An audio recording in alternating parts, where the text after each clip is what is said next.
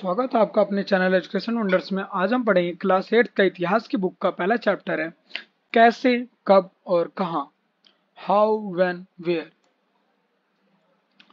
तो इसका हमने नोट्स बना रखे, उसमें चर्चा करेंगे तारीखें क्यों महत्वपूर्ण होती है, अतीत में चीजें किस तरह की थी और उनमें क्या बदलाव आए हैं। जैसे हम अतीत और वर्तमान की तुलना करते हैं, हम समय का जिक्र करने लगते हैं, हम पहले और बाद में की बात करने लगते हैं। रॉबर्ट क्लाइव ने जेम्स रैनल को हिंदुस्तान का नक्शा तैयार करने का काम सौंपा था। भारत पर अंग्रेजों की विजय स्थापित करने की प्रक्रिया में नक्शे तैयार था। भारत के प्रथम गवर्नर जनरल वारेन हेस्टिंग्स के शासन से शुरू होती है और आखिरी वायसराय लॉर्ड माउंटबेटन के साथ खत्म होती है। जो तारीखें हैं वह क्यों महत्वपूर्ण होती हैं, इतनी इतिहास में क्यों उनको इतनी महत्व दिया जाता है। हम अवधियां यानी हम समय कैसे तय करते हैं। 1817 में स्कॉटलैंड के अर्थशास्त्री और राजनीतिक दार्शनिक जेम्स मिल ने 3 विशाल विखंडों में यानी a history of British India, British Bharat का इतिहास नामक एक किताब लिखी। अगर पूछा जाए a history of British India किताब किसने लिखी, तो जेम्स मिल ने किताब लिखी थी। इस किताब में उन्होंने भारत के इतिहास को हिंदू, मुस्लिम और ब्रिटिश इन 3 कालखंडों में बांटा था। इतिहास को हम अलग अलग कालखंडों में बांटने की कोशिश क्यों करते हैं, इसकी भी एक वजह है। हम एक दौर की खासियतों, उसके केंद्रीय तत्वों को पकड़ने की कोशिश करते हैं, इसलिए इसे ऐसे शब्द महत्वपूर्ण हो जाते हैं जिनके सहारे हम उस समय को बांटते हैं। यह अवधि दूसरे से दूसरी अवधि के बीच आए बदलाव को क्या महत्व होता है। अगर अब बात करें, हमारे जो दार्शनिक थे, राजनीतिक दार्शनिक, उन्होंने 3 वर्गों में बांटा था, यानी 3 कालखंडों में बांटा था। जेम्स मिल ने जिन्होंने बुक लिखी थी आ हिस्ट्री ऑफ ब्रिटिश इंडिया, जिसमें हिंदू, मुस्लिम और ब्रिटिश शासन के बारे में उन्होंने लिखा था। जेम्स मिल को लगता था कि सारे एशियाई समाज सभ्यता के मामले में यूरोप से पीछे है। उन्हें ऐसा लगता था जो सारी एशिया है, समाज में जो एशिया समाज में रहने वाले लोग हैं वह यूरोप से पीछे हैं। इतिहास की उनकी समझदारी यह थी कि भारत में अंग्रेजों के आने से पहले यहाँ हिंदू और मुसलमान तानाशाहों का ही राज चलता था। यहाँ चारों ओर केवल धार्मिक बैर, जातिगत बंधनों और अंधविश्वासों का ही बोलबाला था। मिल के राय में ब्रिटिश शासन भारत को सभ्यता की राह पर ले जा सकता था। इस काम में के लिए जरूरी था कि भारत में यूरोपीय शिष्टाचार, कला, संस्थानों और कानूनों को लागू किया जाए।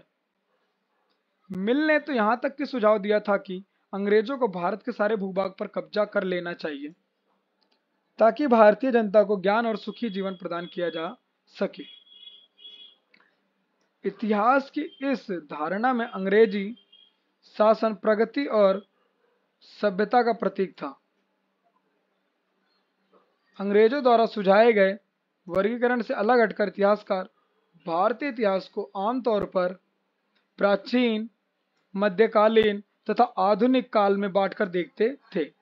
यानी जिम मिल के अनुसार यहाँ पे जो लोग रहते थे इसे समय में वो यूरोप से पीछे थे और यूरोप के लोगों उनको शिष्टाचार, कला, संस्थानों और कानून को लागू किया जाए। और भारतीय इतिहास को आमतौर पर 3 वर्गों में बांटा था, प्राचीन, मध्यकालीन तथा आधुनिक। पश्चिम में आधुनिक काल को विज्ञान, तर्क, लोकतंत्र, मुक्ति और समानता जैसी आधुनिकता की ताकतों के विकास का युग माना जाता है। अंग्रेजों के शासन वाले युग को औपनिवेशिक युग कहते हैं। यानी अंग्रेजों के शासन वाले युग को कौन से युग कहते हैं? औपनिवेशिक युग कहते हैं। औपनिवेशिक शासन क्या होता है? अंग्रेजों ने हमारे देश को जीता और स्थानीय नवाबों और राजाओं को दबाकर अपना शासन स्थापित किया।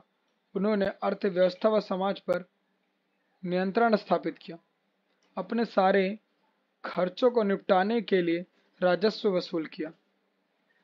ब्रिटिश शासन के कारण यहाँ मूल्यों की मान्यताओं और मनपसंद नापसंद रीति रिवाज और तौर तरीकों में बदलाव आए। जब एक देश दूसरे देश पर देश के दबदबे से इस तरह के राजनीतिक, आर्थिक, सामाजिक और सांस्कृतिक बदलाव आते हैं तो इस प्रक्रिया को औपनिवेशकरण कहा जाता है। यानी जब एक देश दूसरे देश पर अपना दबदबा कायम कर ले, वहां पर होने वाली सभी कार्यों या नीतियों में उसके ही कार्य किए जाए, जैसे राजनीतिक, आर्थिक और सामाजिक, सांस्कृतिक बदलाव आते हैं तो उसे औपनिवेशिकरण कहा जाता है। इतिहास लिखने के लिए इतिहासकार कौन से स्रोतों का इस्तेमाल करते हैं? इतिहासकार इतिहास लिखने के लिए कौन से स्रोतों का इस्तेमाल करते हैं? प्रशासन अभिलेख तैयार करता है। अंग्रेजी शासन द्वारा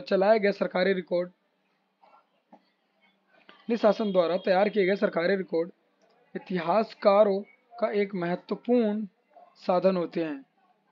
अंग्रेजों को यह भी लगता था कि तमाम अहम दस्तावेजों और पत्रों को संभाल कर रखना जरूरी है।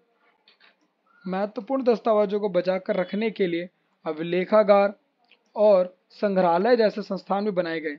अंग्रेजों का विश्वास था कि किसी भी देश को अच्छी तरह से शासन चलाने के लिए उसकी सही ढंग से जानना जरूरी होता है। उसको सही रूप से या अच्छे तरीके से जानना जरूरी होता है। सर्वेक्षण का बढ़ता महत्व। 19वीं सदी की शुरुआत तक पूरे देश का नक्शा तैयार करने के लिए बड़े बड़े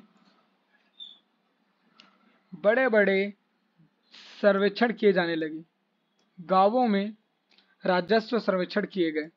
इन सर्वेक्षण में धरती की सतह, मिट्टी की गुणवत्ता, वहां मिलने वाले पेड़ पौधे और जीव जंतुओं तथा स्थानीय इतिहासों व फसलों का पता लगाया जाता था। जनगणना के लिए जरिए भारत के सभी प्रांतों में रहने वाले लोगों की संख्या, उनकी जाति और इलाके और व्यवसाय के बारे में जानकारियां इकट्ठी की जाती थी। इसके अलावा वानस्पतिक सर्वेक्षण, प्राणी वैज्ञानिक सर्वेक्षण, पुरातत्वीय सर्वेक्षण या मानव शास्त्रीय सर्वेक्षण, वन सर्वेक्षण आदि कई दूसरे सर्वेक्षण भी किए जाते थे।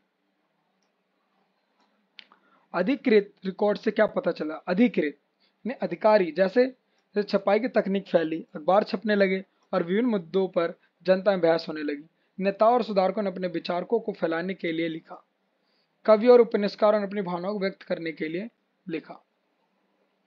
अधिकृत रिकॉर्ड से जिससे हमें पता चलता है कि कौन सी तकनीक आई थी, कौन सी नहीं। Thanks for watching my video. Like, comment and share and subscribe my channel.